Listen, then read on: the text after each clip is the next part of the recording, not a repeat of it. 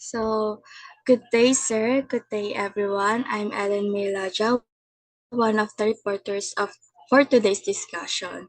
For our topic, we have reverse logistics and recycle. But before that, allow me to introduce my members. And here is our team. Next, please. And for our table of contents, we have 8 topics to discuss, or 7 topics. Next slide. So now let's proceed with our discussion. I know a lot of you are already familiar with these words or these topics like reuse, reduce, and recycle. At dito iikot yung topic natin for today. So when it comes to reverse logistics and recycling in sustainable supply chain management, it is rooted in the growing need to address the environmental and resource challenges associated with waste generation. And when it comes naman sa traditional supply chains, it focuses primarily on the forward movement of goods from manufacturers. It focuses on the process of managing products after their useful life. And also, it includes the disposing of materials, returning goods, recycling the materials in an environmentally responsible way. Next slide, please.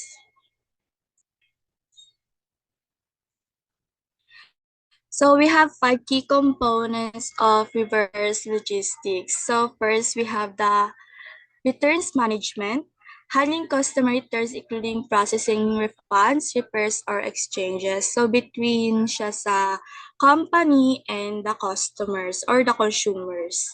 Dito papasok yung mga nire-refunds, yung mga nire-repairs na product kasi 'di ba may ibang company na nagbibigay sila ng warranty sa mga products nila and also exchanges ng mga products like pagpapalit. Halimbawa, may na-deliver sa customer na may sira, ganon. And second, yung manufacturing refurbishment, repairing or updating products for resale or reuse. Dito naman, mas binibigyan ng innovation yung isang product para mabenta pa or pwede pang magamit ng ibang consumer. Third, recycling and disposal, recovering materials or disposing of products in an environmentally responsible manner. So, example nito is yung mga bottles or yung mga bottles sa ginagawang Christmas tree or ginagawang vase para maging taniman siya. And meron din yung mga product na pwedeng pataba sa lupa after ng end of life ng product na yun. So, pang-apat is packaging reuse, reclaiming packaging materials for future use. So, ito yung mga packaging na pwede pang pakinabangan after magamit. And lastly, we have the end of life or EOL processing, managing products at the end of their life cycle. Dito papasok how the company will dispose their products. And applicable din siya sa consumer para maging mas responsible yung mga consumer after nila gamitin yung mga products na binili nila. Next slide, please.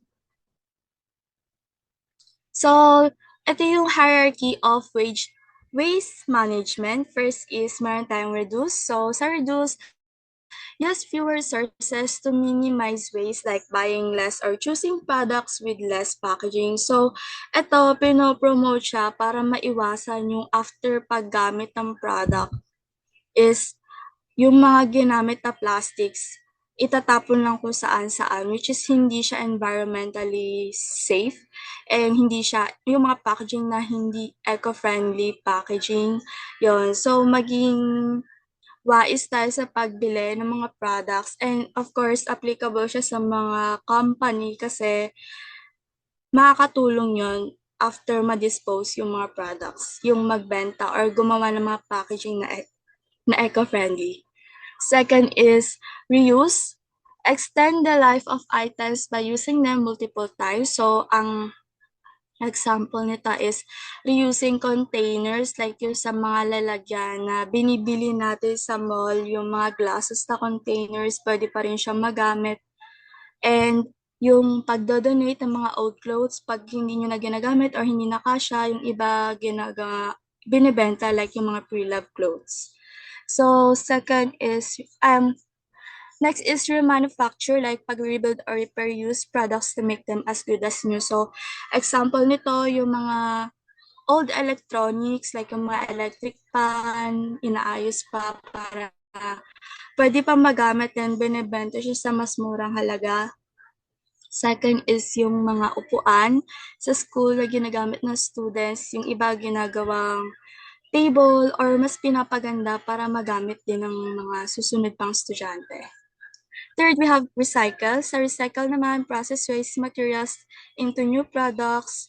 Like gaya ng na-mention ko kanina, yung mga plastic bottles sa ginagawang Christmas tree or vase na pwedeng pagtaniman ng mga halaman or ginagawa ding parol ng iba. So, pang-apat, recovery, extract useful energy or materials from waste such as generating electricity from landfill gas.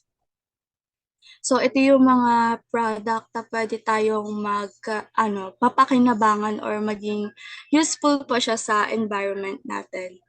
And lastly, disposal. Safely get rid of waste that can't be used, reused, or recovered, typically by landfilling or incineration.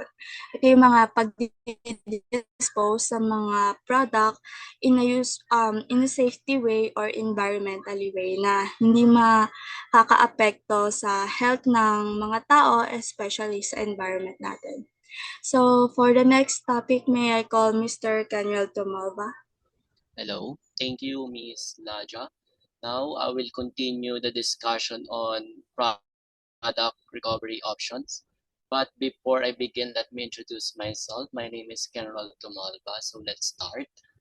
So ano nga ba ang product recovery option? So ang product recovery option ay tumutukoy sa paraan kung paano muling may tatapon o magagamit ng maayos ang mga produkto na hindi na ginagamit. So ang purpose nito ay mabawasan ang mga basura at mabawasan ang masamang epekto sa kalikasan. So ginagawa ito ng company upang makatipid sa mga materials at makatulong sa ating kalikasan dahil nire-recover nito yung mga materials na ginagamit nila.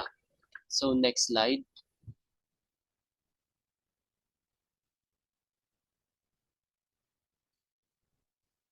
So dito naman tayo sa ano nga ba ang importance ng product recovery.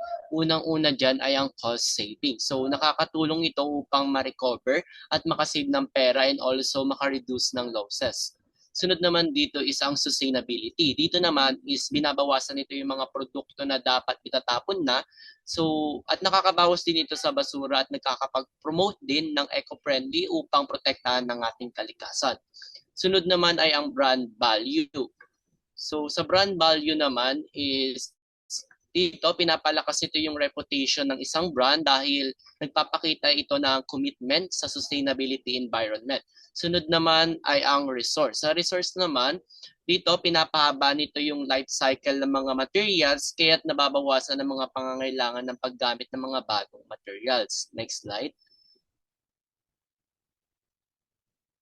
So dito naman tayo sa importance of reverse logistics. So unang-una dyan ay ang sustainability and environmental responsibility. Dito naman tumutulong ito sa mga negosyo upang maiwasan ang mga waste at mas mapangalagaan ng ating kalikasan. So sa pamamagitan ng tamang pag-aayos, pagre-recycle at pagtapon ng mga produkto, binabawasan nito yung mga negative impact sa ating environment na tumutulong sa pagsunod sa mga regulation ukol sa kalikasan at nagpapakita rin ito ng malasakit sa ating mundo. Sunod naman ay ang cost efficiency. Dito naman sa cost efficiency ay isa din tong paraan para makatipid ang mga company. Binibigyan din nito ng pagkakataon ng mga company na makabawi sa halaga mula sa mga return product at nababawasan ng mga pagdagdag ng mga product at ma-optimize din yung paggamit ng mga resources.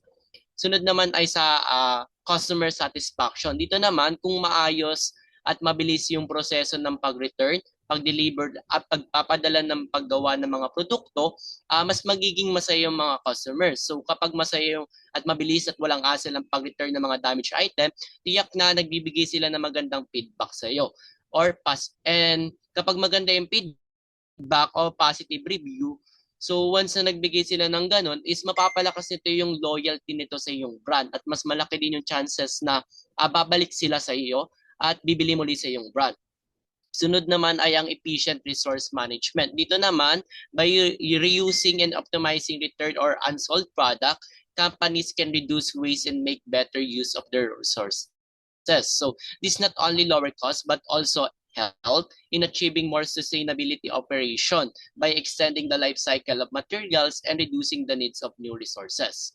Sunod naman ay ang extended product life. So dito naman, ang extended product life ay nagbibigay daan sa pagkolekta ng mga ginamit na ngunit gumaganang produkto or nagagamit pa ito na maaring ayusin or ibenta muli. So this process reduces the needs for new production cycles and helping to conserve resources and minimize the environmental impact. So sa pamamagitan ng pag-extend ng product life, mababawasan ng pangangailangan sa mga paggawa ng mga bagong produkto, kaya't nakakatulong ito upang makapag-save ng mga materials at mabawasan ng mga gastusin.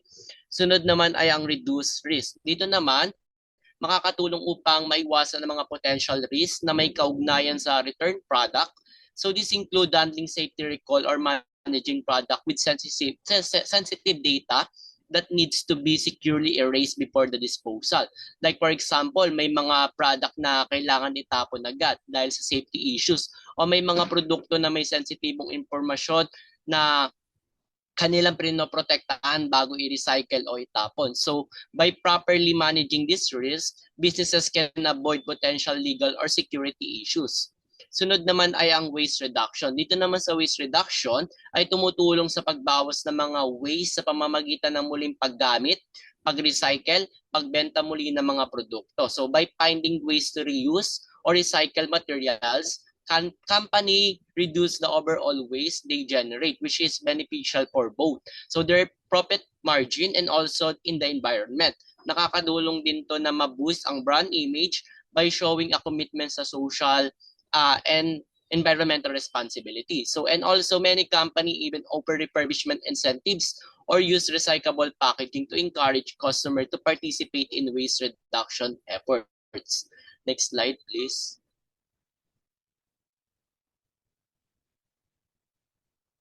So here are the example of reverse logistic solution from well-known companies.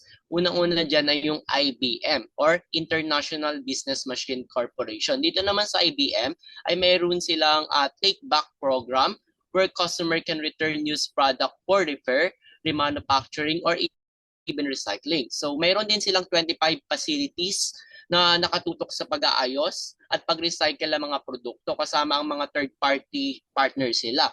So this helped them to reduce waste and support environmental sustainability.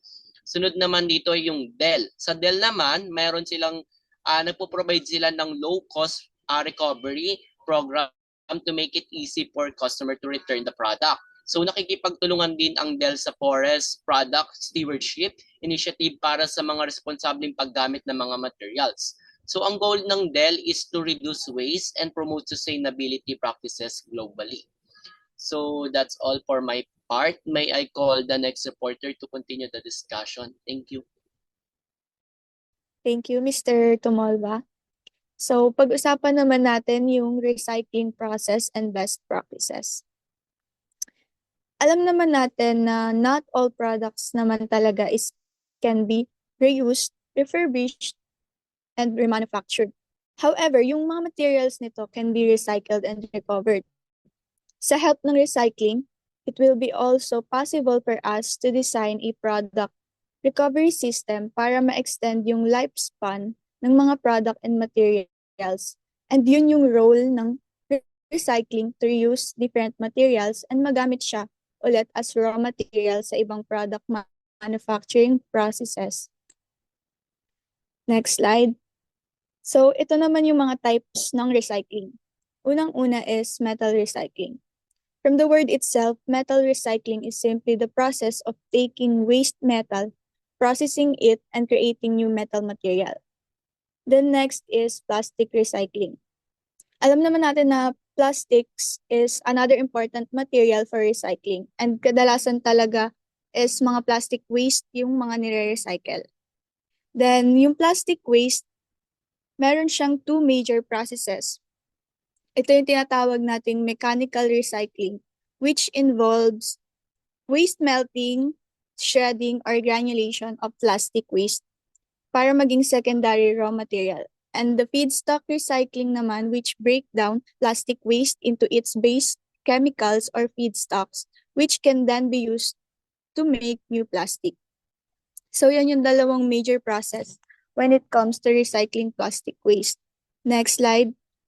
So ito naman yung mga best practices for reverse logistics. First is yung effective management of product returns, meaning to say, providing clear and easy to understand return instructions for customers can enhance the return experience by reducing confusions, lalo na pagdating sa mga policies and sa process ng mismong returns. Next is ensure accurate product evaluation. This one naman, when it comes to repairs and refurbishments, having a precise evaluation helps ensure na yung mga returned products are assessed correctly and categorized based sa condition ng mga returned products. Next is the need for prompt turnaround time. So prioritizing prompt turnaround time is essential to reverse logistic best practices. By simply ensuring quick processing and handling of returns, companies can reduce costs associated to storage and pati na rin sa inventory management.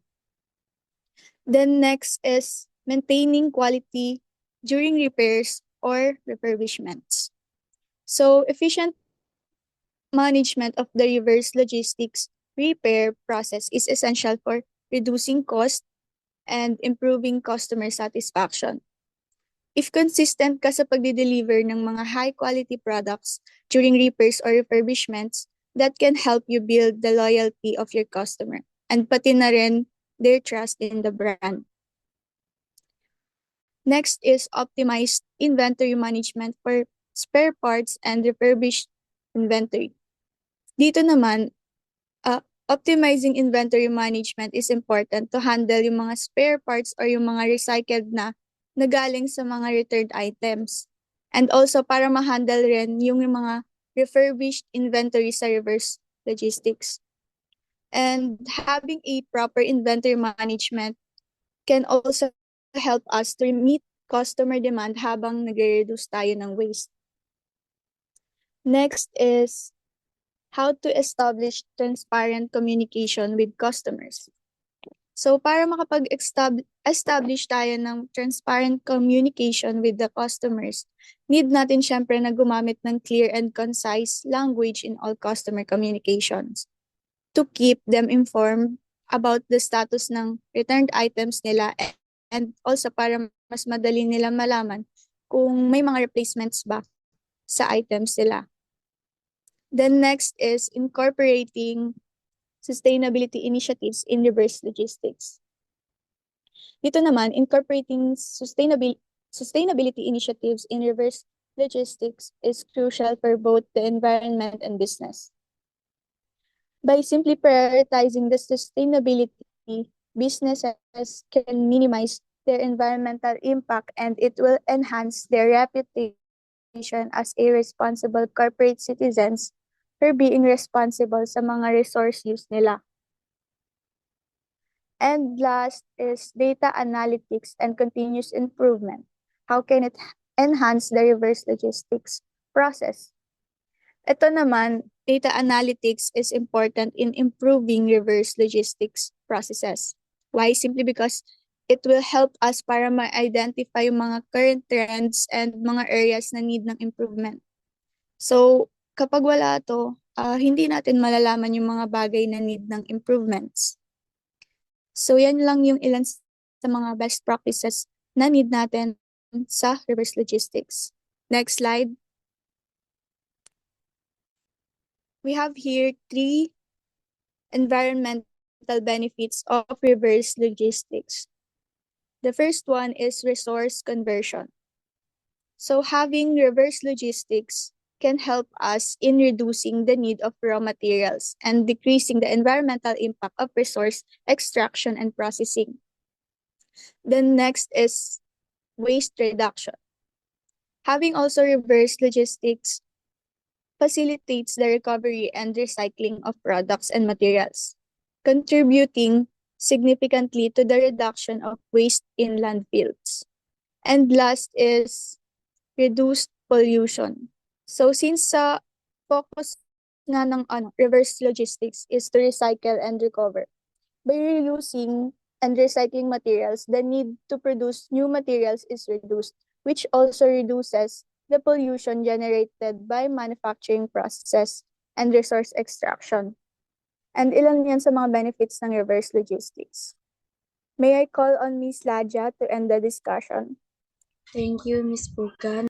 So for our summary, it is crucial for maintaining a healthy environment and because due to resource scarcity and the negative effects of flood filling of life.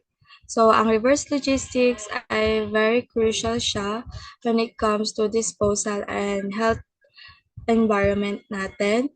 And also some industries still exploring their ways to reduce, reuse, and recycle their products and also to recover their products. And also, regulations on extended producers' possibility will drive investment in reverse logistics and recycling, changing the consumer purchasing way and their recycling behavior. And that's all for our discussion.